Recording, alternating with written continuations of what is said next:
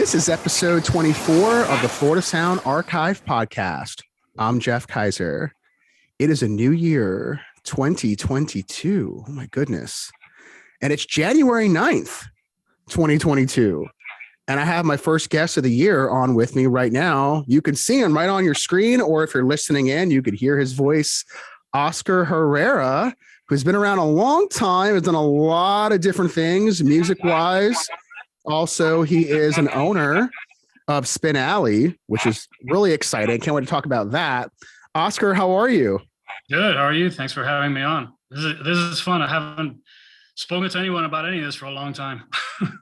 Well, it's great that you decided to choose the Florida Sound Archive as your outlet to chat about your life and about your music and about what you've been doing all these years and perhaps what's to come for you. So a lot to get to today, huh? Yeah, sure. A lot to cover. So let's just first talk about what's behind you. I always love my guests' backgrounds, whatever they've got going on. So you got a lot of books back there. Is there any music back there? Yeah. Books and records. That's what it's all about. This is actually, I'm in my dining room. So this is one wall of our dining room. So it's kind of like eating at a monk's library while we're having dinner here. And then we'll have a casual conversation. Oh, have you read such and such? Just reach over and pull it out. And, what you can't see is up there is a whole Stephen King section. So that's kind of. Oh, very nice. Yeah. I actually, his some of the stories of his part of some of my songs too. So go ahead. What's your favorite Stephen King adaptation that was made into a film? The Mr. Mercedes series is pretty good. That was cool. Okay. Yeah. Yeah. And which is the one with Christopher Walken? Dead Zone. Dead Zone. Yeah. That was really good. That was a good one. Yeah. Yeah. Some of them I hated. And I mean, most of them I didn't like, but the Dead Zone was a good one. Okay. Yeah. That's, that one's kind of gotten a little underrated under the years. A lot of people don't bring that one up when you mention Stephen King. So that's a good one though. Yeah. Yeah, very cool. So speaking of books, I mean, you have a book that you also released too. Yeah, to 30 people. Yeah. So, and thank you for letting me read that book because it was really interesting read just to learn about more of the bands that you've been in. And it really just tells the tale chronologically about the bands that you've played with and the people and all of that. So just a wonderful piece to have. So talk about a little bit about that first, if you could, just about the title of it, In My Age of Sand and Flies. So where'd you get that from? From one of my songs. It's called, I use that line, In My Age of Sand and Flies, of the Greco Man, which is inspired by Greco, the Spanish painter. So his paintings were known as having these very elongated, elegant figures. And that title came to me, or that phrase came to me because I was seeing like old world and sand and decay and this Greco character is talking about his age, the age that he lives in, it's the age of sand and flies.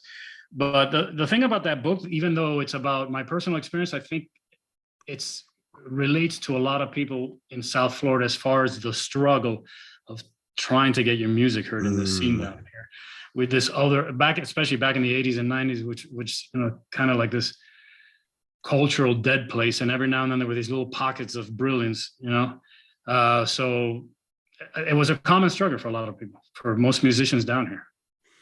And I do like a lot of the photographs you've included because they really help to visualize what not only did the music sound like, but what did it look like too. Yeah. And you had a lot of looks over the years, huh? Oh yeah, a lot of looks. Like I'm always joking with my wife when we look through the photo albums. Oh, I can tell what decade that is by my haircut. By my hair. And I was blessed that every band I was in, there was always a friend who was a photographer. So there was always a band photographer. So the majority of those pictures are people that just hung out with us and took pictures constantly. Yeah. So we were never lacking in that area. And that is what it kind of reminded me of too, almost like looking through a photo album in a way. Yeah. So really, really neat. How long did that take, just to put that together, and just what was that like just working on it? I had been compiling it for about 2 years and I kept putting it off because life kept interfering. And I finally said, okay, I've got to do this. And I gave myself, I thought 1982 is the year I kind of started getting into bands and recording and stuff. And then 2022 is when I decided to put this thing out. And the whole process of compiling it, writing and everything took about 2 years. I had to go through all cassette tapes and transfer them to digital. And it was a nightmare. Here's the whole box right here. Love the box. Yeah. And the CDs in there. Was that manufactured by someone? By hand. Manufactured by hand. Yes. Wow. Yeah, 30 copies given to ex-band members, band supporters, friends, family. We had this big party, and 3 of the bands, all the members were still around. They all showed up, and we played, 30-minute sets. So it was inside the house. It was fun. What was the reaction when you gave that to them? Oh, it was great. People were, it was reminiscing, how much fun all that, that time was, because you go through these struggles. And while you're in the band, you say, God, I can't believe we have to lug this equipment and do this and do that. And all the struggles of having to deal with band club owners and, who can be real belligerent sometimes. But then that all kind of fades away. And what stays behind are the good memories, right. Being on the stage, the friends you made, people that you played with, the music you came up with. Because it was always all original. Everything I was ever involved with was all original. Yeah.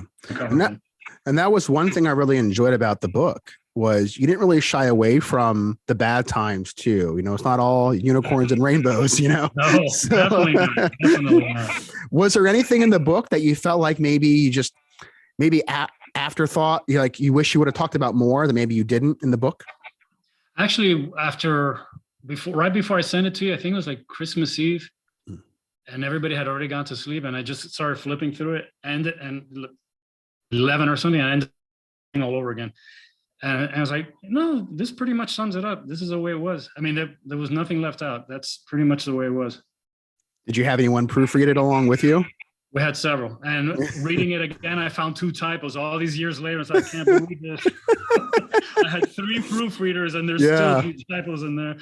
I was like, I want to reprint it, but no, that's not going to happen. Yeah. Well, I think it's wonderful that you put that out and all of that. So is it every song that you had written or had a part in writing is in the compilation on the CD? Is that right?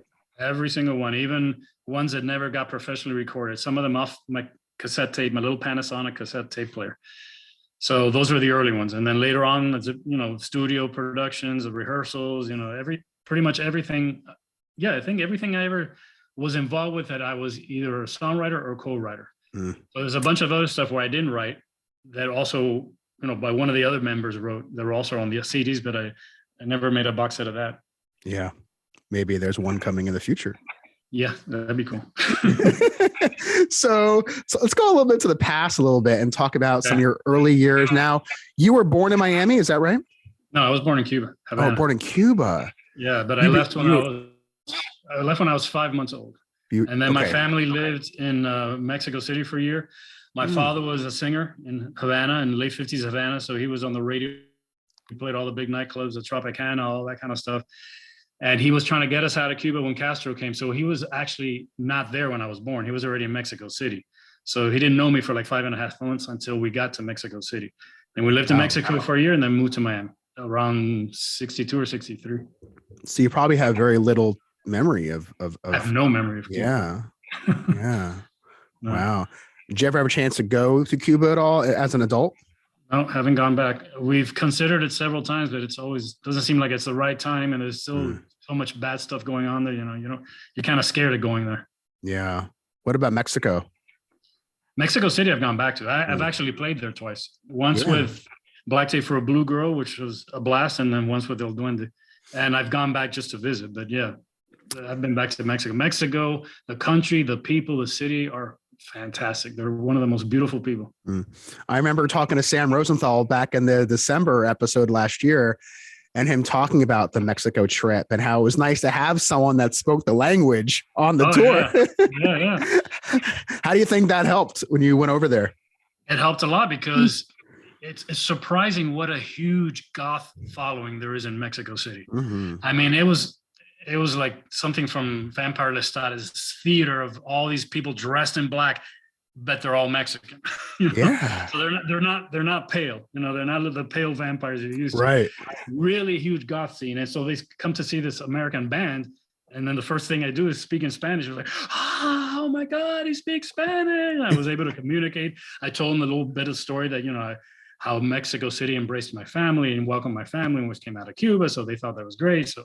So it was cool. And then at the end of the show, we ran out of songs and they were still asking for an encore. So I did a song in Spanish, an old Sephardic song. And they loved that too. So that was cool.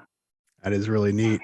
So when you came to Miami, and in the early years, your parents, were they at all big music fans? What were they listening to? Well, my father was a singer. He was still doing his career through the late 60s and early 70s. And he actually traveled quite a bit and would leave the city and travel around the country. He had like a review that he would do. And he was an international singer. He sang in 5 languages. He also wrote his own songs. So there was always music around the house. They much into Sarah Vaughan and jazz and Brazil 66. And those are all things I remember hearing a lot of classical music, Tchaikovsky, Rachmaninoff, things like that. My mother was into easy listening. That's what she would play around the house. But there was always music around the house. And when I started listening to music, I mean, I would play full blast because we lived in a small duplex. So the stereo was in the living room so Kiss, the Beatles, and Elton John and Queen was always full blast and driving my parents and my grandparents crazy. Nice. Were your parents influenced a lot by what their parents were listening to too? No, I don't think so. No, because I know my grandfather was very much into like Viennese waltzes and things like that. Oh. Back in Havana, like real old school stuff. And later on, you getting into the repairing of a lot of the old gear, radios, phonographs, that sort of thing. Was there anything from that time that they managed to keep that you got to have yourself? No. Oh. In fact, I've seen photographs of like my mother when she was pregnant with me, and she's standing in her apartment in Havana, and there's this record player right next to her. It's like, I wish I had that right now. It's like a real story, And supposedly my grandfather had the old wind-up record players too, but when they left Cuba, everything stayed behind. Nothing they could bring. Wow, not even records too, huh? Not even records. And supposedly my grandfather had a vast 78 collection of classical music. Oh wow. Yeah. Well, you have the memories that they can, of course, shared and everything like that. So when you were kind of growing up in Miami, where did you initially live in Miami? We lived in the southwest area off of Douglas Road. So between close to Coral Gables. Dade Elementary School was a school I went to. That school is still there, but I think it's a vocational school. So it was really Miami, really. And we were one of the first Cuban families. We came with the first wave. Wow. Yeah. So I was a unique, one of 2 or 3 Cuban kids in my schools in elementary school. That's not the case anymore. Have you ever gone back to visit your old house? No, I've driven by them. I mean, I've seen all they're still there. They're all still there. Yeah. Yeah. That's good. Things change a lot in a lot of places, but especially down there. It's like, wow, if you're gone for just a year, sometimes you're like, man, it looks different. I don't remember this. It does. But I think pretty much every single place I lived in is still there. I've driven them by there in the past few years, and they're all still there. As you were growing up, when did you start wanting to learn about music yourself and kind of get into it? At what point was that for you? It's interesting because when I was a kid, I was always artistic. I drew. I was always drawing. So for the longest time when I was a kid, when I was in middle school, I wanted to be an architect. And then at one point I had this fantasy of having a car company that would make new vehicles that look like classic automobiles, which later on somebody came up with. And I said, hey, that was my idea. But as a kid, I was always drawing these old looking classic cars that were actually going to be new. So I was, one thing I was going to be an architect, another thing I was going to have this car company. These were all like the fantasies of a child. And then I think when I was around 13, it was probably Elton John and the Beatles. The Beatles had already broken up by this point, but Elton John was in full, this is classic era. So this is mid 70s. And I'd always heard his music in the background, on radios and things like that. And then I started buying a record. I thought my first record was K-Tel Presents, one of those collections. Yeah, K-Tel. 20 explosive hits. I've got a Or few they over actually there on that shoot- side of the room. Yeah. Yeah, they actually edit the song so they can squeeze, 20 songs on each side. And then Oh, when yeah. you hear them later, it's like, wait, but the K-12 version only has 2 verses. But anyway, on that on that compilation had Honky Chateau, so I ended up eventually buying the album, and then and then I got the American Graffiti soundtrack, and then from that point on, when I got into the Beatles and I got into Elton John with the Beatles, it was just like boom. And they had already broken up, so I pretty much just went through the whole catalog, bang, bang, bang, bang, bang, bang, bang, bang. And then with Elton John, the same thing. And then Bowie was another big one. I got someone was giving away records, and the record that she had was Diamond Dogs by Bowie. And I found it kind of scary because that cover was kind of creepy with him half dog and half man. And I listened to it, and I had never heard anything like this before. It was mind blowing. It's like, it creeped me out. I couldn't understand what this was.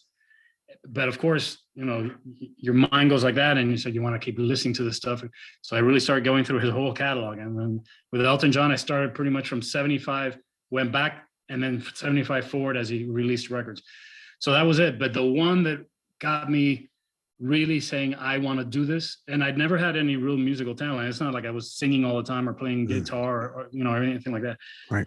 Was when I got into Kiss, and that was it. That was it. That was it. I mean, for pretty much when you're 14 or 15 in the 70s, Kiss was it. And I said, okay, I want to be on a stage. I want to have explosions. I want to dress up in a costume. And said, what do I have to do this? And I said, I'm going to have to start learning how to write songs. So I started, forcing myself, developing, going to, there was a place, a record store, no, a music store near my house that I would walk to and start taking basic guitar lessons. And that was it. That was the turning point. And from that point on, I was like, yeah, this is what I want to do throughout high school. That was my thing. What was your first concert?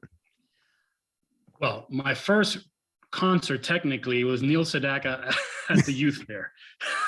Nice. But I don't want to talk about that. That's not a real concert. My first real concert was the Destroyer tour, Kiss Destroyer at the Hollywood Sportatorium in 1976. Big difference. Big difference. And I wasn't even close to them. I was on the opposite side of the floor. And I went with a bunch of friends, and they just blew our minds, and we couldn't sleep the whole night. It was just like, oh my God, this is so great. So that was it. That was my first real concert. And then after that, the next year, I saw them right up front, the Love Gun tour in 77. Nice. Yeah. And then I don't know if you knew the Hollywood Sportatorium when you were down there. I don't know. Yeah. I think yeah.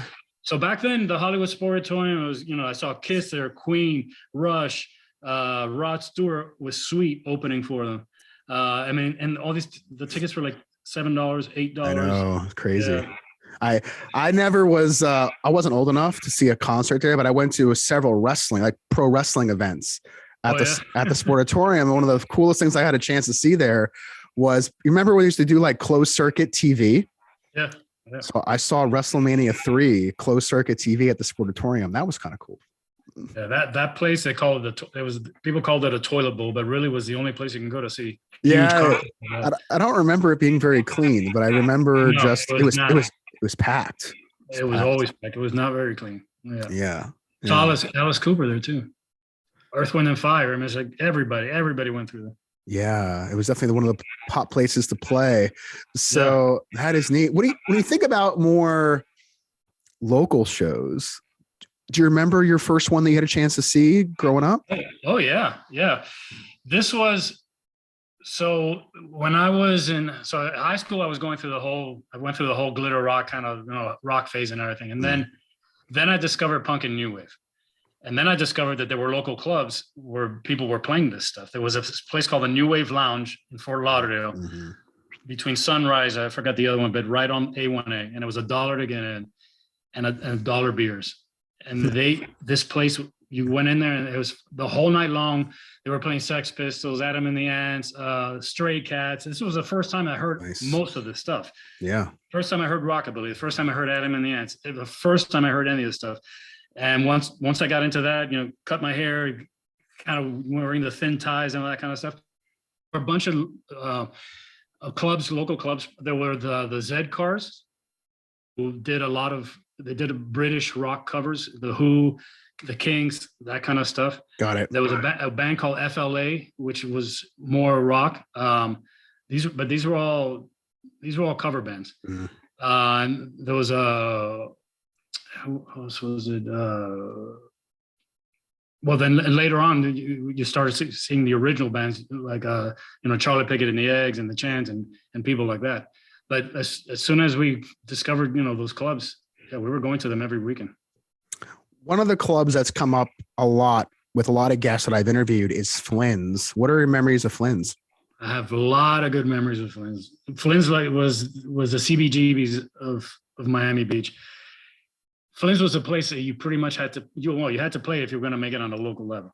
So with my first real band that we were actually playing out a lot, the Sleeper Reason, we were given Wednesday nights, and we had to prove that we could do it. And then we were given Thursday nights, and then we were given opening for a band on a Friday nights. And then it got to the point, especially after we released our EP, that it was selling well, that we were filling the club and we would get double nights, weekends, Fridays and Saturdays. Mm-hmm. So this club had been a lounge back in the 60s and 70s. Frank Sinatra had played there. All the jazz singers had played there. There was anybody that went through town. It had an iconic ceiling that was kind of like a swirl still there. And then the stage was one end of the bar. But at the point that the bands were playing, there was a seedy place. I mean, the hotel there was seedy. It was at the lobby level of a hotel.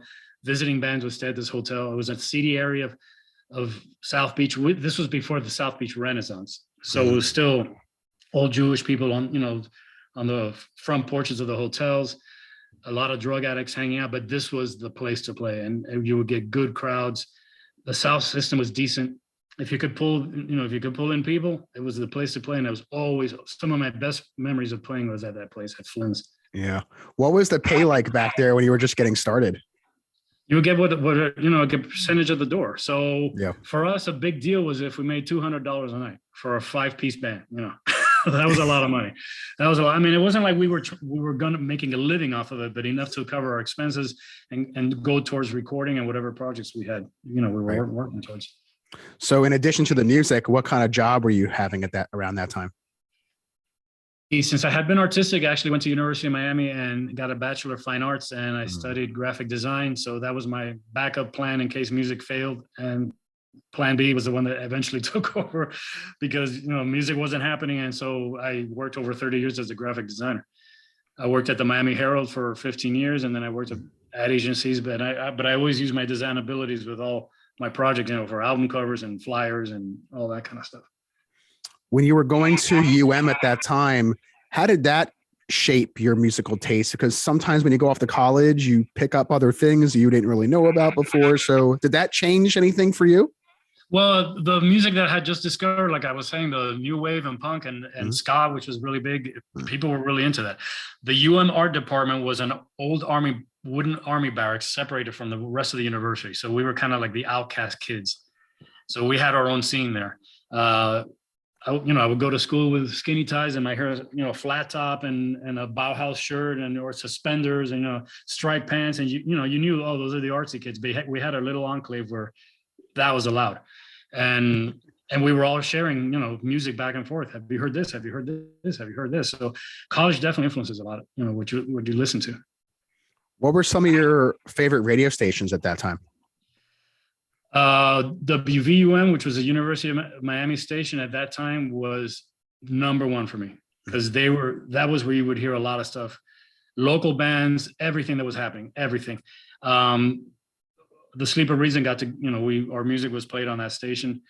And then for 6 months, WSHE, which was a rock station, for 6 months, it was taken over. But I don't know who took it over, but for 6 months, it was taken over by someone who was playing new wave and alternative and punk. I don't know how that happened.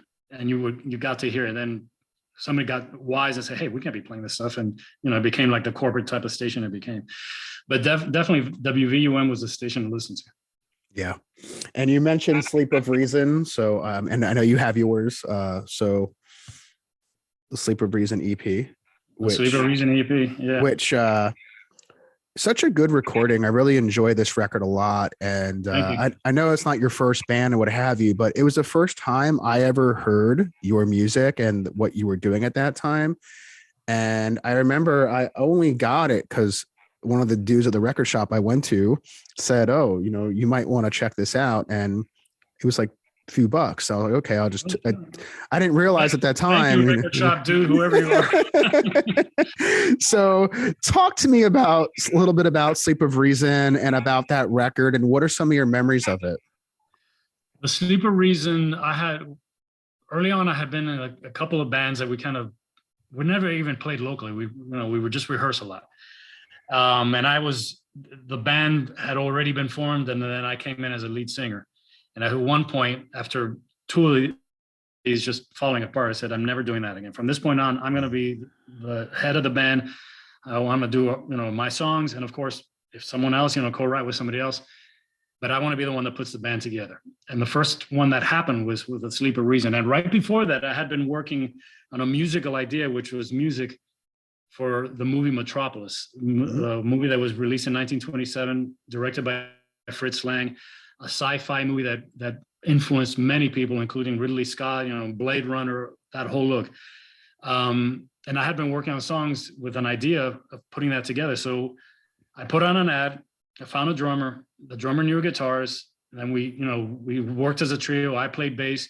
Our very first gig was at the painting department in University of Miami, the day of my graduation. And then I decided I didn't want to be the bass player. I want to be the lead singer. I want to be able to move around and not be tied to an instrument. So we had put an ad out for a bass player, and we found this guy, Dave, who played fretless bass, and we did that first recording. And we had slowly been building up a following, and with that recording, that pretty much blew it up because it did well. We used to sell it at gigs. It was being played on VUM. QL Records, the guy who produced it and the label that it was on, had college radio connections, so it was playing around the country, and he would show us listings of where it was playing. The unfortunate part is that it wasn't properly distributed, so it didn't really sell around the country, but it sold well locally. And that band's, it only lasted for about 2 years, but they were 2 very, very intense years. We played Flynn's a lot, very theatrical. We stood out like a sore thumb compared to everything else that was going on because everybody else was kind of basic rock and roll, Stones influence, Velvet Underground influence, that kind of, and we were very European influence, and we'd go on stage dressed to the teeth, We were at that era when New Romantic was happening.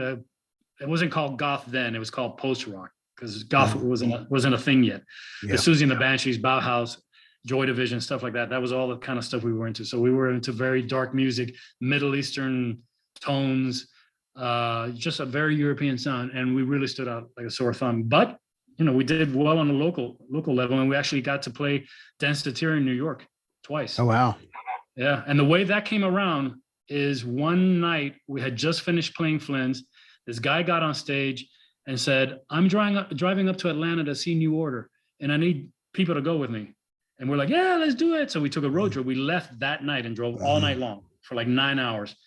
We went to see New Order. I forgot, 688 Club, I think it was called, or was that in Washington? Anyway, whatever club we played in, we ended up staying at the same hotel that they were staying in. And it turns out that all the tickets were sold out. So this guy hadn't planned this trip at all. And we get in the elevator. It turns out they were in the elevator, New Order. And we spoke to their road manager, Ruth Polsky, said, "Hey, we just drove from Miami. We're with a band. We've got to see these guys." And she gave us some passes, and we ended up seeing them. But Annette, who was my wife, who was kind of managing the band at the time, she told her about the band. She gave her a card, gave her a recording. Next thing you know, like a week later, she's calling us. Ruth Polsky is, because she also manages Dance Satira. She said, "When do you want to come up?" And we're like, "Now." We want to come up now. So we ended up playing in Dance Satira twice. So that was a trip. That is. Yeah. Was that the only time that Sleep of Reason played up north? We did a small tour, which started the second time. I think when we played at Dance Satira, we played in Boston, and we played in Rhode Island, and that was pretty much it. But it was mostly Florida. We did a lot of gigs in Melbourne, Florida. Melbourne, we had a huge following in Melbourne because they had their own station, WFIT, where our record was #1 at that point. And we played Tampa, and we played St. Petersburg. A lot of like the beach towns.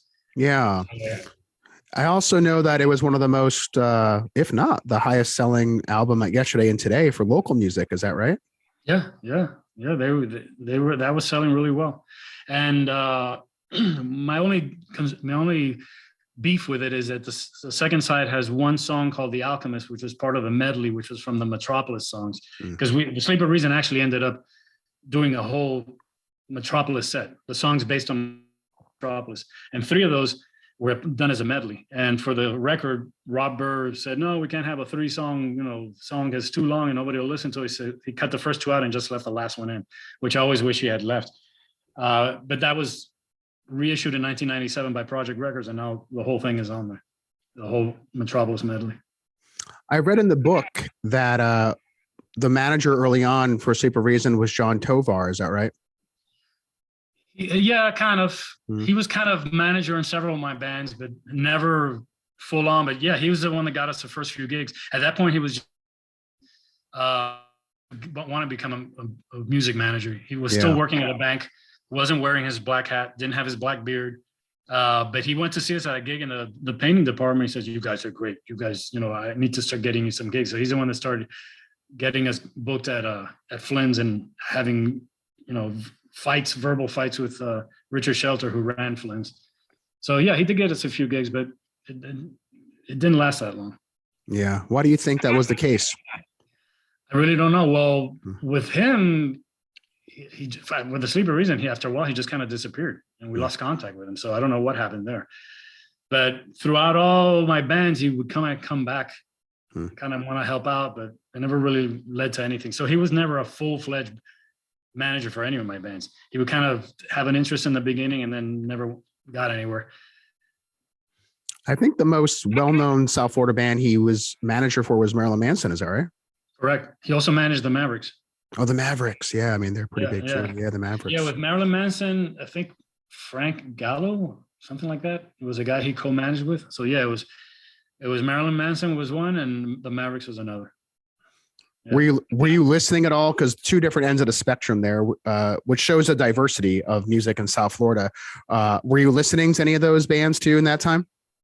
No. The Marilyn Manson I saw when they were Marilyn Manson and the Spooky Kids, because that was the original name. I saw them once, I think at Revolution.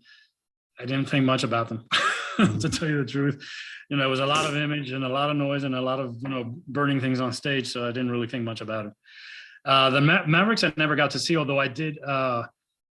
Raul Malo, who was the lead singer of the Mavericks, used to be lead singer of a band called The Toys, which was a 80s cover band that we played with.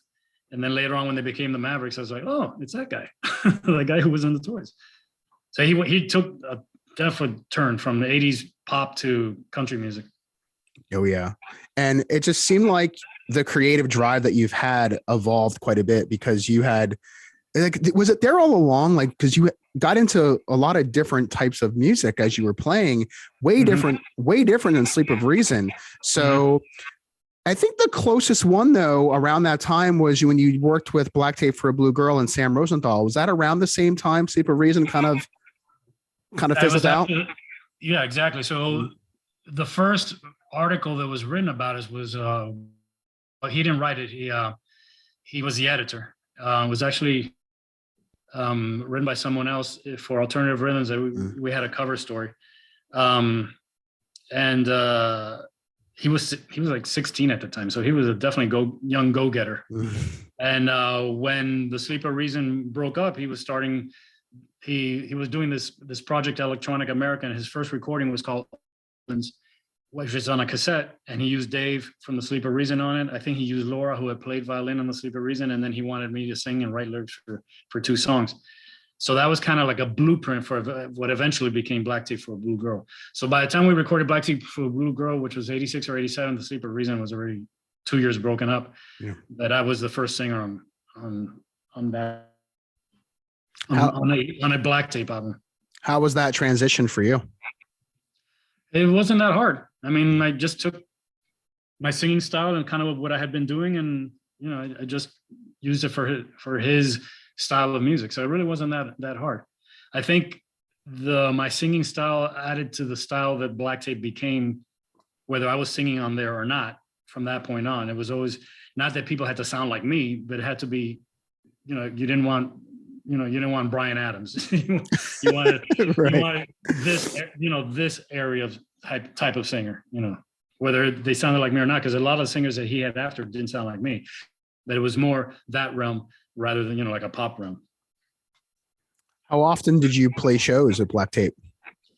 We didn't play any shows for the first 10 years of its existence. It was all studio recordings until he had the Project Fest, which was 1996. And by that point, Project Records and Black Tape was huge and had a huge following. So the very first time we played live was at that Project Fest.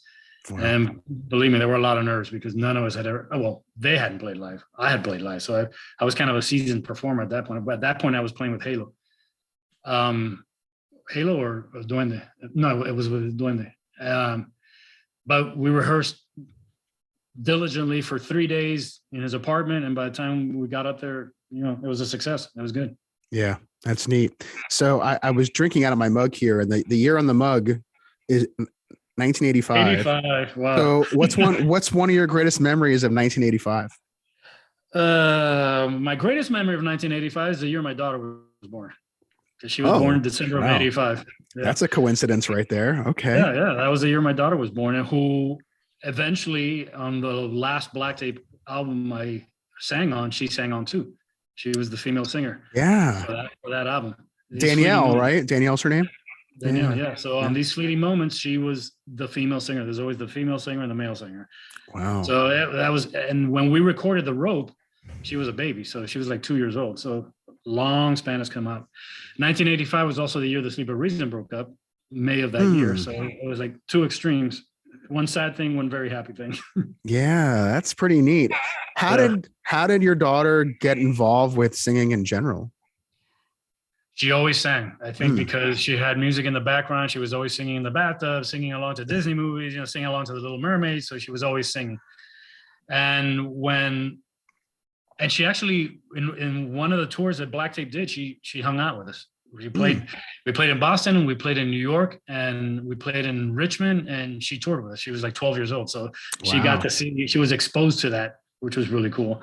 And a lot of shows that I did with Halo, like at the Hard Rock in Orlando, she was backstage. She would watch from backstage. I would rehearse in my house. So both my kids, Danielle and Adrian, both heard music constantly, all the time. And I was always playing music in the house, whether it was my music or off the stereo. So in 2016, when Sam brought me back to record on an album, I told her that I was going to be going to Portland. And she said, can I go with you just to hang out? And I said, better yet, why don't you audition and maybe Sam will be interested in so she did a version of this Sky Blue Rooms, which is one of his acoustic songs with a female vocalist. And he said, yeah, that sounds cool. Let's do that. So we did that. Just like that. It was done deal. Father and daughter team. It was cool. Wow. That's a proud moment, I'm sure, for you. Oh yeah. Yeah. It was really cool. Yeah. And when at the release party, which we did down here at Deja Vu Audio, we sang that same song through Sky Blue Rooms with me playing acoustic and her singing. Very neat. That is awesome. And, after that project, you mentioned, obviously Halo, and pre-Halo, it was Picasso Trigger, right? Yes, it was the same band, but we called ourselves Picasso Trigger, named after a very cheesy B called Picasso Trigger. And lo and behold, it turns out, I think there were two other bands, one from North Carolina, they were semi-popular alternative with the same name. And it was like, who would have thought of this? The two other bands have the name of the same movie. Yep. So we ended up changing it to Halo. Yeah, because I was familiar with that band from North Carolina. Actually, I have their record somewhere up there. And then when I realized that one of the bands you were in was also known as Picasso Trigger, I'm like, oh, I didn't know that. I didn't know. So you changed to Halo. So when you made that change, because you were kind enough to, I've got the tape here. Yeah. Picasso Trigger is dead. It's dead. That's what it says. Picasso Trigger is dead. And then Halo has taken over. And then the CD of Halo. So when I listen to both of these, I hear some differences in the sound. So were you trying to go for changing some of the sound of the band with the name change? Like what was going on at that time? You mean between both releases? Yeah. I think it was just evolved the way we evolved, because it was the same musicians. And were always open to a lot of different influences. I think what started with Halo, which I didn't have so much with the Sleeper Reason, is that we started using more of like a Spanish influence and almost Middle Eastern. So a little bit of that came in. Plus on the second release, I think Joe, the bass player, he was more involved with songwriting, and we co-wrote some stuff. So I was always open to letting the band sound go, which whatever flow the other musicians brought in. I didn't want it to be just, the Oscar Herrera show. So if they played a certain style, then I said, okay, let's go with that, and change the arrangement to go with that. So that sound is not a sound I would have necessarily come up with on my own. It was a sound that came up as a collective, and whatever other influence they were bringing, which on their end was a lot heavier as far as the rock was concerned. Yeah. Very hard to pigeonhole that sound because it was kind of all over the place in many ways. So I was thinking, like, is it alternative rock? Is it like Latin rock? Is it Middle Eastern world rock? It's just, it's all different. So do you think that was helpful? Did that kind of create more of a challenge with getting gigs? Like, how did that impact the band? Because the sound was so unique. I think that did influence how hard it was to get gigs and how hard it was to get an audience. I think pretty much like every group that I was in, we should have had like a more international sound. I think we would have gotten better had we played, for example, South America. South America would have been a great market for that. And I saw that with Black Tape for a Blue Girl, the kind of response that we got in Mexico City. So I think it was meant for a more European market. What was happening locally was always very, I don't want to use the word generic, but it was very rock oriented, and then, we would bring, I would throw in lyrics in Spanish, and we would have acoustic guitar playing, Spanish kind of things. And so it was hard to pigeonhole. I mean, what you say is true. It's hard to describe all the influences that you hear.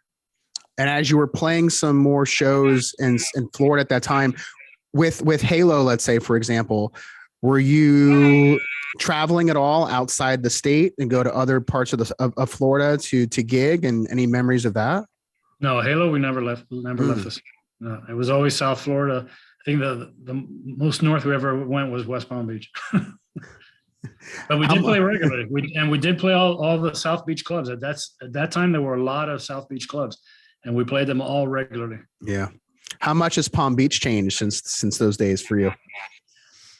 Palm Beach, I've only been to a couple of times, so I'm not really familiar with Palm Beach that much.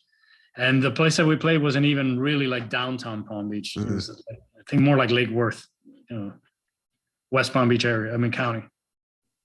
Gotcha. Yeah, it's grown a lot over the years. It's a lot different than I'm sure maybe it was back then. At least for me, it is. And after Halo kind of fizzled out and you moved on, El Duende came up. Was that like the next real project? Yeah. Halo I was with for 5 years, so that was the longest I was with any band. Oh wow, okay. And we were always getting good critical response. We were written up about, we got good reviews. Our first album, the one that was on the cassette, was voted album of the year for the Jammy Awards. It didn't win, but it was nominated. We played the Hard Rock in Orlando a couple of times. So, but it was always a struggle, and it was always infighting with the band members themselves.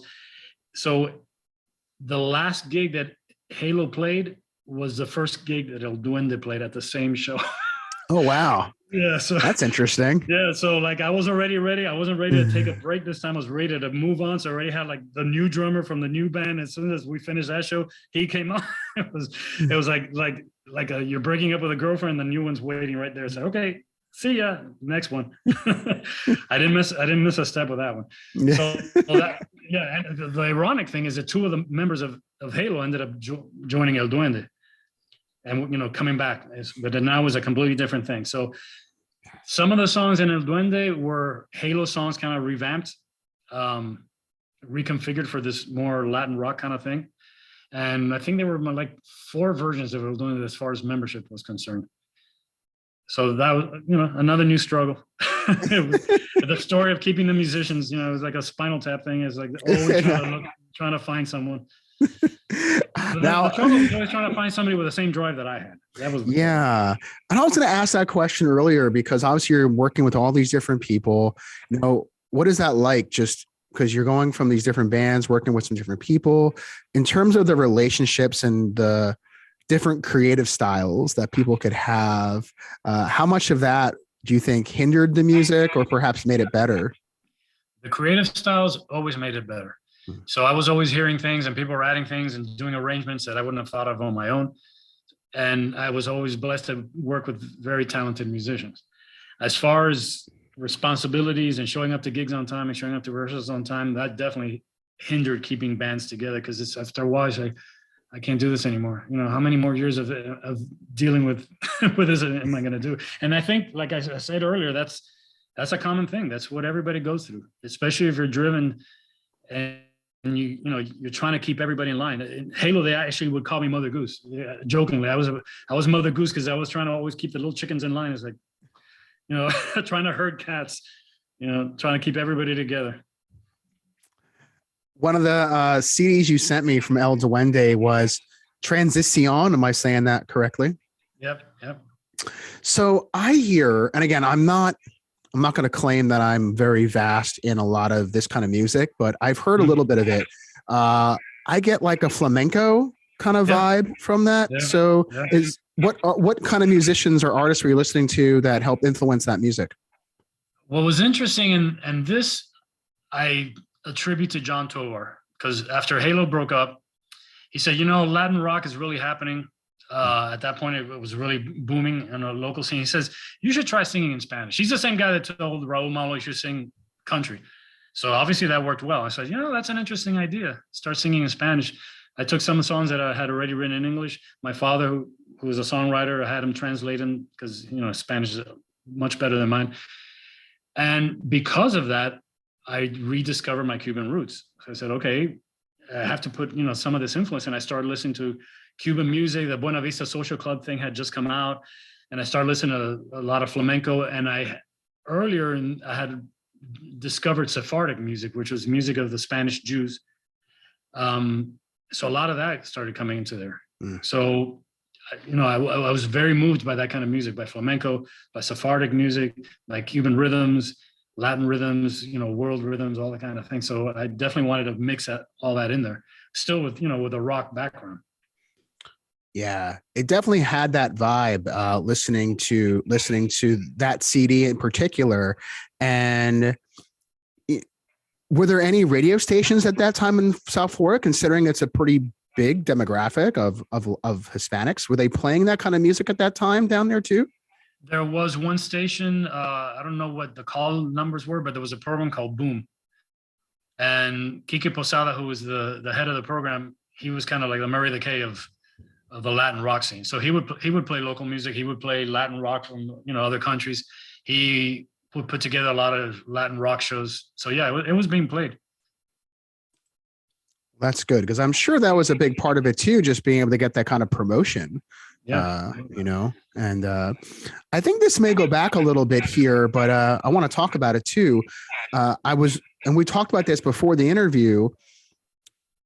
One of the members, or I guess maybe he played with it for a little bit of Halo, was Alex, and I hope I don't butcher his last name. Was it Lacamore? Lacamore, yeah. So he played keyboards, right, a little bit, and he became pretty well known in rock. Interesting story with Alex Lacamore. So while I was with Halo, my daughter was taking ballet classes with this local ballet company called the American Dance Theater. I think that's what it's called. And they were putting together a show based on A Night at the Opera by Queen. So they were going to do a 3-night show at the Lincoln Theater, and they had a band playing the music, and they had dancing going along with it, and they hadn't yet found the singer. So the musical director, who was Tom Anthony, who had a studio that we had recorded a lot in, Natural Sound Studio, he was the musical director and the keyboard player and the arranger. He contacted me to see if I wanted to do it. So, which was very intimidating, because you have to do Freddie Mercury. Not everybody is going to do Freddie Mercury. So, but I knew that album like the back, because A Night at the Opera, I got it the year it came out, and I knew every single song. So I auditioned with I see Seaside Rendezvous, which is one of the more campy songs on that, and the rest of the guys were like, yeah, okay, this is the guy. So the choir arranger for that was Alex Lacamore, who was 17 or 18 years old at the time. He was at the New World School of the Arts. He was the one that had arranged the vocals. So all the parts that Queen had originally done with just them three, we actually did with a choir. And he was the guy that arranged it. And we hit it off and we got along. And I told him, hey, we could use a keyboard player in my band. What do you think? He went and listened to it and said, yeah, that's cool. And he joined us. He did a lot of gigs with us. He played with us at the Hard Rock a couple of times. He played local shows. He played at Stella Blue, which was a big place down in South Beach. And he actually recorded on the CD. And then many years later, it turns out he met Lin-Manuel Miranda, and they did In the Heights together. Alex, I think, was first involved with I forgot what it was called. It was a musical based on the Wizard of Oz. I forgot. Anyway, him and Alex, he and Lin Miranda worked on In the Heights, and then they worked on Hamilton, and like I said, the rest is history. Yeah, I think it was Wicked. Wicked. Yeah, Wicked. Yeah. Yes. Yeah. He was involved, I think, either as musical arrangement or keyboard player on Wicked, and then In the Heights, and then in Hamilton. Now he's done Vivo, which is an animated movie that's streaming now. So yeah, he went on to bigger and better things. Yeah. Are you still in touch at all? I'm actually restoring one of his radios. Oh, look at that. Yeah, a radio that belonged to his father in Cuba. So yeah, he was actually saw him not too long ago. He brought down the radio to work on it. Very nice. And just speaking of that, since that just came up, how does one get into? I get appreciating them and listening, but how does one get into the restoration and repairing of these wonderful vintage pieces of equipment? Because I like tinkering, and some years ago, I think it was around 2008, I bought an old little record player on eBay that wasn't working. And I said, well, let me see if I can figure out how to fix this. And I figured out how to fix it. So, well, this could be fun. Figure out how to fix another one and another one and another, and just grew from there. I had no background in radio restoration or radio technology or any of that stuff. It's just learning online YouTube videos. I had a kind of guru, this older gentleman who was in his late 70s, and he was old school tube radios and stuff. And anything that I couldn't fix, he would fix for me, but he also showed me a lot. So I've been doing that since 2008 and selling it on eBay. I have my own website. Yeah. I actually sold record players at Sweat Records for a while, but that became kind of a nightmare because people were always fiddling with them and breaking them. So we decided to stop that, but they would sell well. Is there a certain song that you like to put on to kind of test to see if everything's working properly, or just is it kind of whatever? It depends on what old vintage record I have right now. One that I've been using recently for like tube record players is one by Bobby V. He was from the 50s. And he has a record called Bobby V Meets the Crickets, Buddy Holly's band. Mm-hmm. So this was from the early 60s. Yeah. So it's kind of like a record that I somehow ended up with from a garage sale or something. So it's a record that if it gets scratched, I don't mind too much, but I've put it on so many times that I really like it now. It's, they're doing like old stuff from that era, from Buddy Holly songs and the Girls Got and things like that. So every time I get an old vintage record, I put that one on. That's the one I like right now. Nice. Are there any other customers that of note that have come to you to do their repairs and restoration? Dwayne Wade's wife, Gabrielle Union. Gabrielle Union, her assistant went to Sweat Records and bought one of my record players for Gabrielle to give Dwayne as a Christmas present. Oh, wow. So he owns one of my restored record players. It's actually on my Instagram. I've restored one for DJ Spam. Matt Kushner, who has the Kush restaurants down here, I've worked on his record players. So those are kind of celebrities, I guess you could say. Sure. Yeah. Sure. How long does it typically take to go from start to finish on a project like that? About a month. Oh, wow. That's pretty quick. That's pretty quick, actually. Yeah. Well, it depends on availability of parts, but sure. Typically it could be 2 months. And if it's like an old wind-up record player, we've got to restore the whole thing, the cabinet, the console, all that stuff. That could take a long time. But it's surprising how easy it is to find all the parts for these, because either they're old stock, which means they were sold to some radio shop. The radio shop closed down. They never sold the tubes and the needles, and they still exist, and they're still brand new but never open. Or people are making reproduction parts, decals and needles and all sorts of things. What's one of your favorite ones you've worked on to restore? Probably an Edison cylinder wind-up player from 1907. So Wow. the fact that you're listening to something that someone was listening to over 100 years ago in exactly the same way, not through digital, not through a CD that was transferred, the actual cylinder, you're hearing it exactly the same way, and it's cylinder. So you have to wind it up, and it only plays either 2 minutes or 4 minutes. So that one is one of my favorites. Are those the tubes? Yeah, tubes. Yeah. Yeah, actually, I should have had these by me, so I can show you. Yeah, it's an actual cylinder. Yeah, I've seen them. That was what came before flat discs. It was cylinders. Yeah. And then there was a war. There was a war of the format, just like there was a war of format between Mac and Windows, and Beta and VHS. There was a war of the formats between cylinder and flat records, flat disc records, and obviously disc records won out. Wow, that's super neat. I'm always thinking when I go to antique stores, it would be nice to have, but I don't want it. I don't want just a big giant piece that can collect dust. I want it to work. So, but they're beautiful. I mean, in my house, I have a record player from every era, the ones that I kept for myself. Wow. Some of them I would restore to sell, and then I was like, I'm not going to sell this. It's just too nice. I'm keeping this one. So I have 2 cylinder players. I have several wind-up players of the disc ones. I have tube record players. I have modern digital stereos. I have a CD player. So I have every single era represented. Wow. You have 8-track too in there? Oh, no, I don't have 8-track. Oh, that's a format that I don't think is coming back.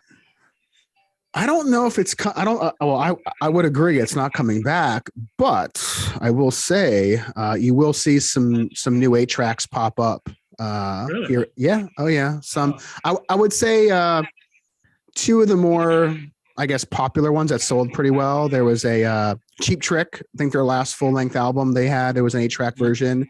Wow. And that band Ghost, I don't know if you know of them.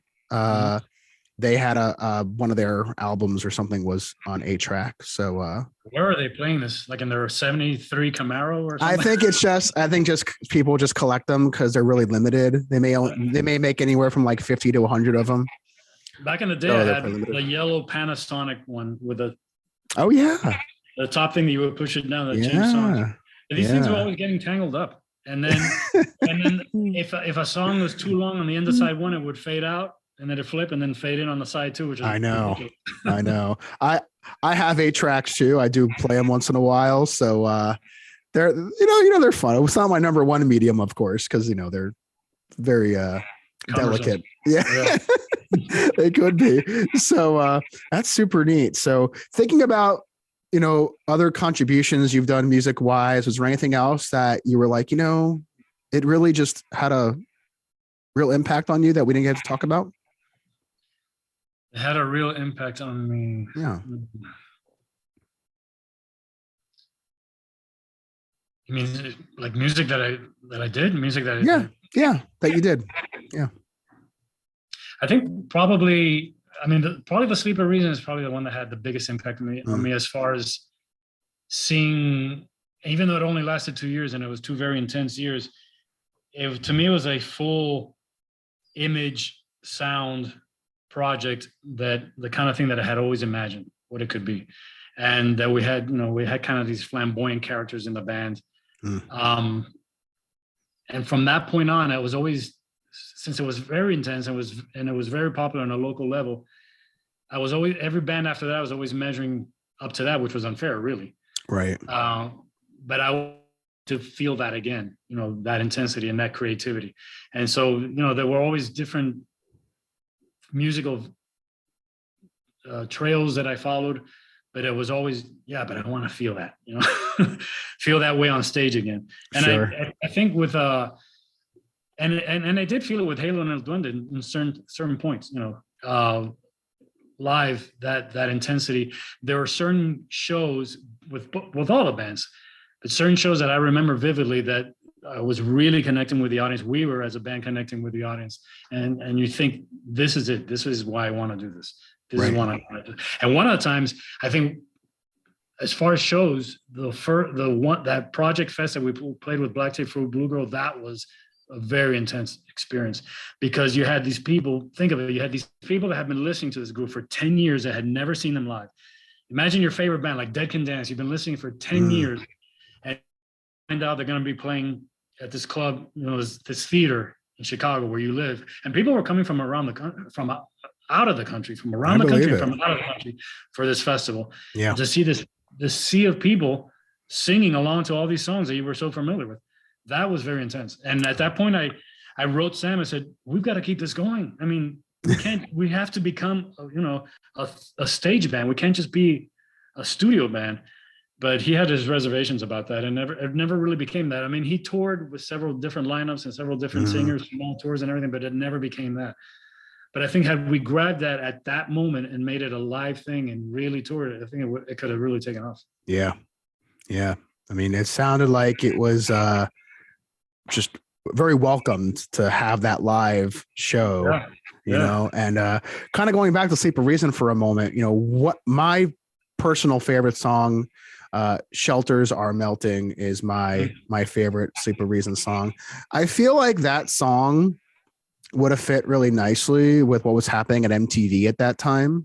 What was there? I mean, I know you said maybe, things didn't last very long, but they may have lasted long enough to maybe get something, was there ever any push to try to, because there's a video to try to get it aired more nationally, or? There was a push from us. We were always contacting people. Like I said, we got involved with Ruth Polsky, who was running Dance. Unfortunately, she was, I think, like a few years, she was killed by a taxi, and so that was horrible. In New York, and we were always trying to make connections. So, like I said, there were college radio connections, but it never got to the next level. Plus, the fact that I think we were in South Florida didn't help at all. Had we been in another city, Athens, or somewhere in North Carolina, and New York, where things were happening, that would have really helped. Being where we were was for me. I always felt that was what held me back, was being where we were. Wow, South Florida. And the thing is, the sound obviously didn't. I mean, again, it's hard sometimes with some bands down there, because some bands, is there a Florida sound? I don't know. It's hard to sometimes pick that out in some bands, but Sleep of Reason, I didn't get that at all. Like not a bit. I never, ever would have thought for a second that these guys were from Miami. That was the idea. That was the idea. We weren't thinking, I wasn't thinking I want to be the best band in Miami Beach. I was thinking we want to be world stars. We were thinking internationally. So yeah, that's actually a compliment. I didn't want to sound like we were from Miami. Yeah. And we used to get kind of ridiculed by other bands and being pretentious because of the way they dress. They called us like Swiss mountain climbers. We would get out of this layered clothes, and we were very theatrical. And it was kind of like, yeah, well, screw you. Like, the people that get it, and our following was growing. And the funny thing is that we would play in Melbourne, which was a surfer community, and with the crowd would be a mix of hippies and goths and surfers and regular people all mixed in to see us. So they got it, somehow they got it. So all you had to do is drive 4 hours north, and suddenly, people were getting it. What was the wildest show you ever played? The Sleep of Reason? Just in general, any of the bands you played with.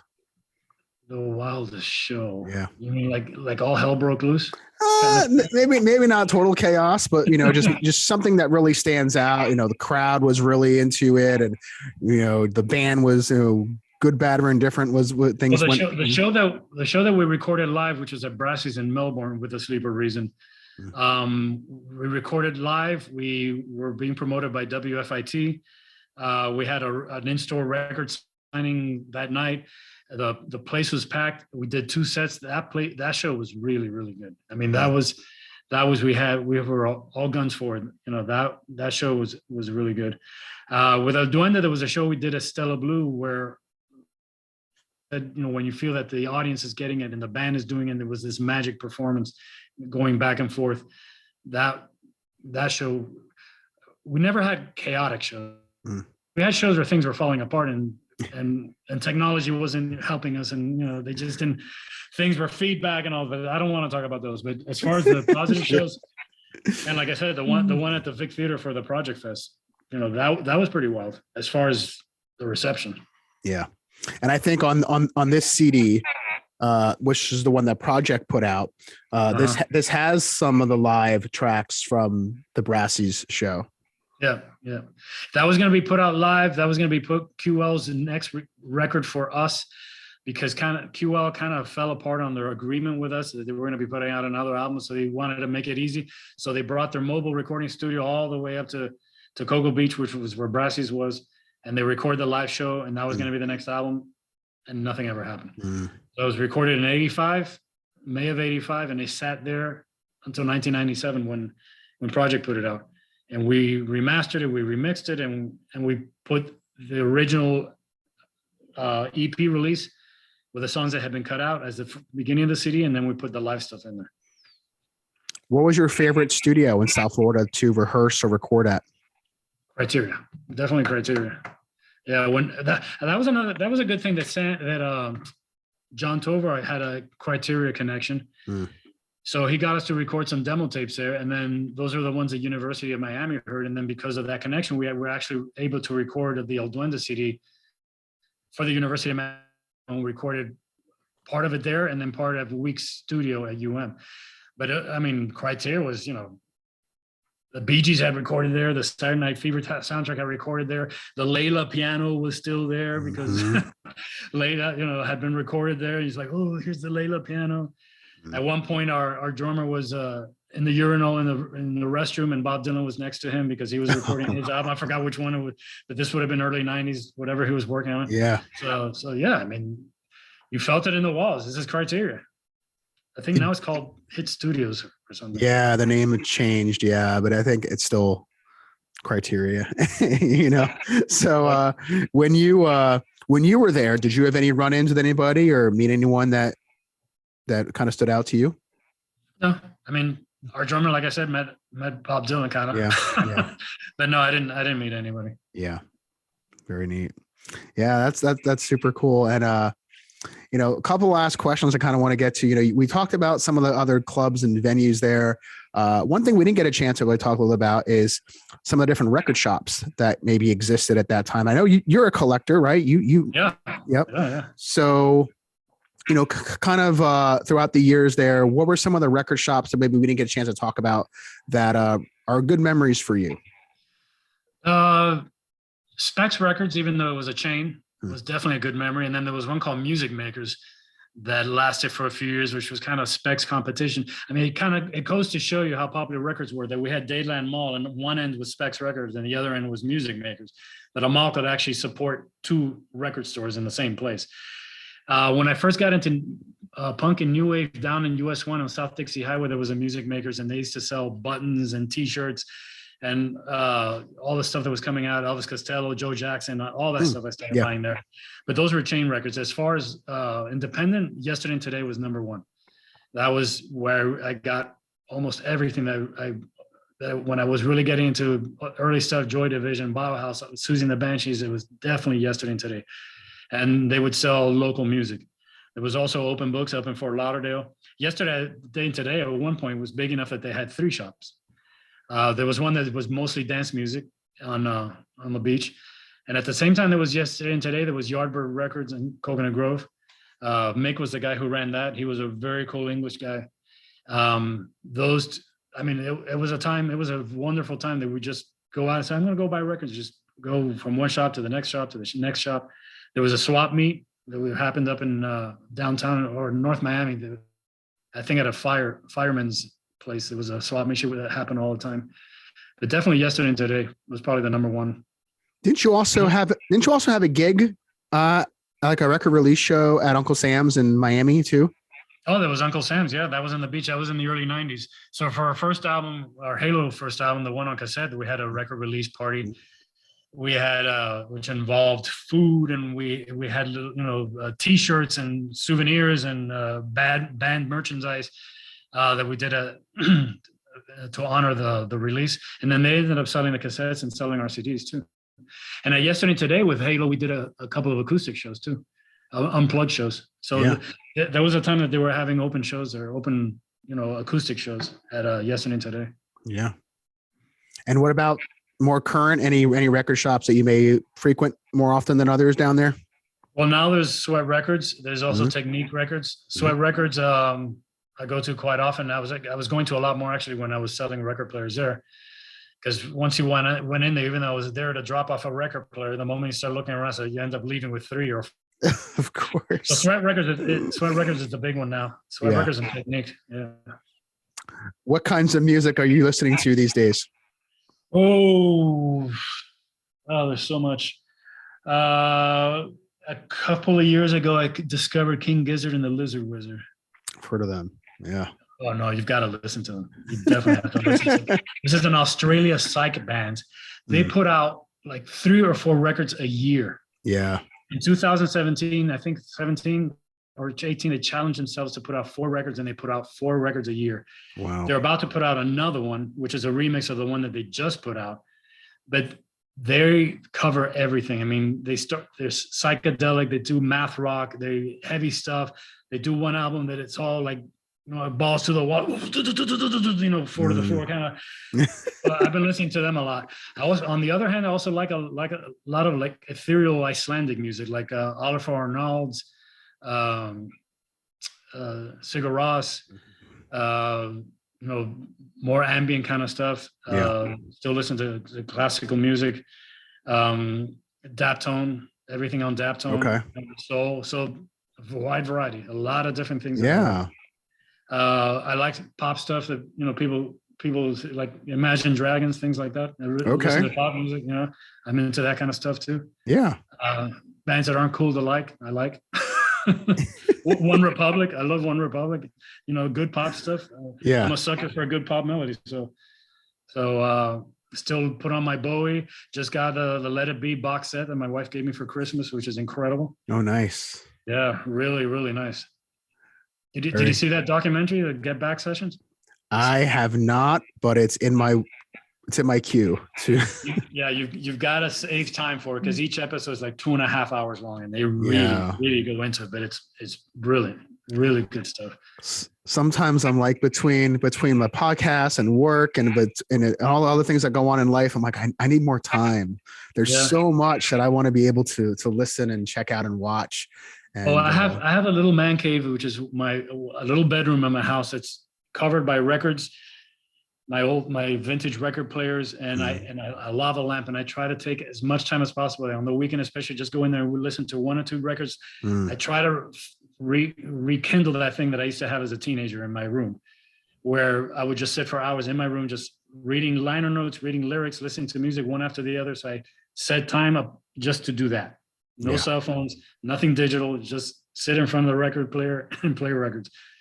I mean, it's hard to find that. I know it is, but it's something valuable. What is it for you? I know it's different for everybody. What is it for you about that experience with vinyl? Why is it such a medium that you tend to gravitate to?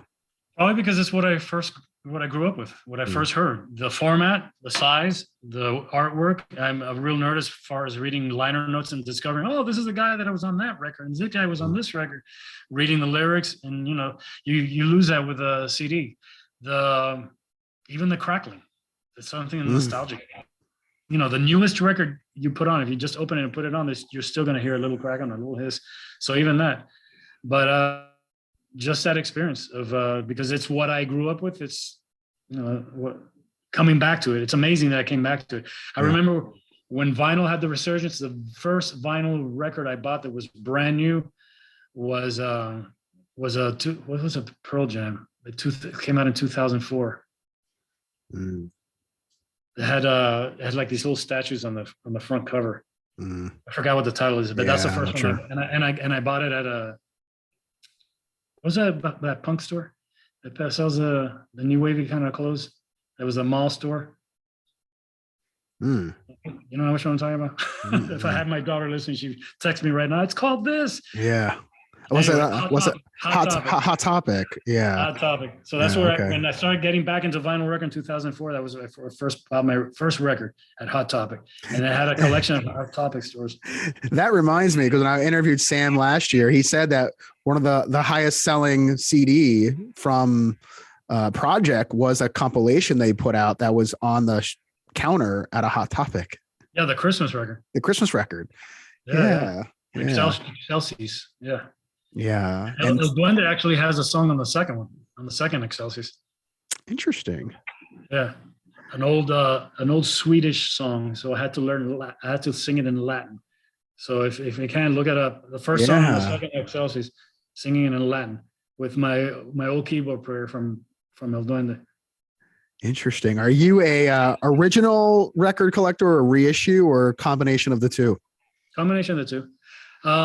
If there's a classic record that's been reissued, I'd rather buy the reissue. I don't have to buy the $120 version of Kind of Blue. I don't need to get that. I could get the reissue. It sounds cleaner. It's been remastered. I'm fine with it. Has no record rings, Right. Nice cover. What's one of your more favorite pieces of your collection that has to do with Florida? It has to do with Florida. I have a collection of 45s from back in the day. So that Z cars that I told you about, they put out a 45 back then. There was one called Radio Berlin. Oh yeah, 45. Yeah, I have 45 of them. There was a punk group called Amazing Grace. Mm-hmm. They were in the late 80s. Yeah, I actually designed their record cover. The one that they put out. Yeah. That, in fact, I never had the record. I designed the cover and I never got the record. So a few years ago when we had the Flynn's reunion at Churchill's in 2017, Amazing Grace was one of the bands that played and the Sleeper Reason played. And we reconnected. I said, I've got to look for this record. So I ended up finding it on eBay. It's the Amazing Grace record. Yeah. So that's a good collectible. It is a good record. It's usually one you could find for like around $10 or so, which is good. I did not. Is your name on? Because I don't. Cover designed by Oscar Herrera. Yeah. I gotta go back and look at that because and it's interesting. When I bought my copy, it was used, and whoever had it before me had a flyer in there for when the Ramones. I don't know how many times they may have played the Cameo, but the flyer is in there. I think it was the Cameo. I'm pretty sure. Well, the Ramones, I saw them. Oh, that was another club that I forgot to mention it. Hallandale Beach Boulevard, the Agora. The Agora, that's come up quite a bit too in our. The Ramones played at the Agora. Elvis Costello played at the Agora. I saw the Stray Cats, Joan Jett, and my favorite story to tell is that I saw U2 at the Agora for $3. Wow! In 1980, they had just put out Boy. They ran out of songs. They had to do an encore of I Will Follow because they didn't have enough songs, and we were right in front of the stage. No one knew what they were going to get to, where they were going to go. Right. For $3 at the Agora. Wow. I saw Bow Wow Wow at the Agora. That was cool. Do you have like a scrapbook where you keep a lot of your ticket stubs and that sort of thing? Yeah. I've got all the ticket stubs. Yeah. I have all my Sportatorium ticket stubs. I have my U2 at the Agora ticket stub. Yeah. I have all those ticket stubs. Yeah. Cellar Door Productions. They're the ones that used to do it. Yeah. Maybe for the next book that you put out, Yeah. Just to see some of that stuff is so neat, especially just looking at how much it cost at that time. Yeah. The Sportatorium, which was the big place, $5, $8. If it was $10, it was really expensive. Yeah. and now it's ridiculous. I mean, 150, 250. I saw it's not called the American Airlines Arena anymore. But downtown, they changed the name. Imagine Dragons is going to be playing there, and the floor, the pit, what they call the pit. The tickets are like $750, $650. Wow. No, it would have to be Bowie comes back from the dead, all the Beatles come back from the dead, and they all play together. Then I'll pay $700. Then you'll pay that kind of money. And speaking of the larger venues, did you ever see any good shows at the Miami Arena or at the Orange Bowl? I saw the Rolling Stones Steel Wheels tour at the Orange Bowl because at that time I was working for the Miami Herald and we were one of the sponsors and we had tickets. So one of the artists that worked there, he had a VW minivan, an old 60s minivan, and we all piled in it, and we all got to see the Stones with a Living Color opening for them. Wow. Yeah, that was at the Orange Bowl. At the Miami Arena, not too long ago, I got to see Mumford & Sons right up front. That was good. And at the that was American Airlines Arena, the Miami Arena, which was torn down. I got to see Kiss there, the reunion tour in '96, and I actually worked backstage setting up for them back there, and I got to see them back there without makeup and get Paul Stanley's autograph. So that was cool. That was really cool. Yeah, that is really neat. I was really sad when they tore that place down. Yeah. My wife actually used to work downstairs when they were working on the Children's Museum, which opened on the Causeway. The original offices were down at the Miami Arena, and she would hear people rehearsing like Shakira while she was working. So, yeah, and that was a cool venue. And lastly, Sleeping Reason did some reunion shows at Churchill's. Any memories of playing Churchill's? The Sleeper Reason never played Churchill's because I don't know if he was even around then. I think you did some. Was there some reunion shows or some sort? Yeah, a reunion. Yeah, that was the one I was talking about. Back in 2017, it was a Flynn's reunion show. So it was 2 nights at Flynn's and another night somewhere else where we did some like acoustic stuff. And but at Flynn's, it was the Sleeper Reason got together again after that many years. So I think Saturday night was the club shows, which were like more clubby bands, and then Sunday night was the heavier shows, which I think is the one that Amazing Grace played in. But yeah, that was a blast. That was definitely a blast. We've all gotten old, I can tell you that. And lost a lot of people from back then, from back in the scene too. Yeah. Was there and just thinking about what lies ahead for you? I know you got Spinelli and stuff. Musically, anything coming down the pike that you wanted to talk about? Music wise, no. I think I closed that chapter on music. So unless Sam's asked me to sing on another Black Tape album, that would be about the only thing. When I sang for him in 2016, he brought me out of retirement, so that was cool. I mean, I hadn't sung in years when he brought me that. But as far as music projects, I don't think there's anything else coming up. But I'll continue doing what I'm doing now, which is the restorations with Spinelli, which is super cool. I mean, I just really enjoyed looking through some of the different things the different equipment that you've restored. And it's like, wow, look at that piece. I mean, just amazing. And when you open them up, just looking at the inside of them, it just blows my mind how well those things were made, and nothing like it. Nothing like it. I mean, you have, if I turn let's see. There we go. See that right there? I see. Yeah. That's a Victor wind-up record player right there. Yeah. From 1929. What did I just do? You still see me? Oh yeah, you're good. Oh yeah. Okay. So right. So that one's from 1929, and I restored it, and it works. And every now and then, my wife and I'll just sit here in the living room and have a glass of wine, and I'll play a bunch of records from that era. When we've had hurricanes, we have blackouts and we have no power, still play that record player. But what I was going to say is that thing is from 1929. So, 100 years old or whatever it is, you won't have anything made now that's going to last that long. No CD player, no laptop, no computers, nothing that's going to last that long. Right. I mean, the craftsmanship that went back there. What happened was that what they started doing was what's called planned obsolescence.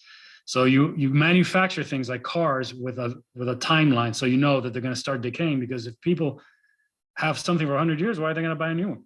So you got to make sure that things fade out and start breaking down, so they buy new ones. Right. That's why that happens. That's why people start making things that break down. Yeah, that's exactly right. So it's been wonderful chatting with you this afternoon, and I'm glad that this was a lot of fun. Yeah, hearing some of the stories and kind of going deeper and just you've had a really wonderful musical journey and done all kinds of really cool stuff, and now the Spinelli is really awesome to hear about too. So I'm kind of going to let you close out the interview. Anything you want to share with any of your fans from over the years, or listeners, customers, whoever, let you kind of close things out. If there are any fans who hear this over the years, I just want to extend my gratitude for having been there, for having come to shows. I mean, we have several people who go to shows where there would be 500 people, and that same person a weekend later will go to one of our shows and there were 3 people. So those are the diehards. Those are the ones that stuck with whatever band I was in. So I was always grateful for those kind of people. And I think the most important thing as far as listening to music is to always keep your mind open to everything that's going on. I mean, there are friends of mine, people my age, who say, music from my time was better and all that. That's BS. It isn't. Music is always good. There's always something to listen to. There's always new stuff happening. And having been involved in music is where you really discover how much stuff there is, how much good stuff there always is, even now. There's always music worth listening to. And I'm just glad if I made anybody happy, who's out there who was at one of our shows and followed us, thank you. And it was heartfelt. I was always passionate about it. That's for sure.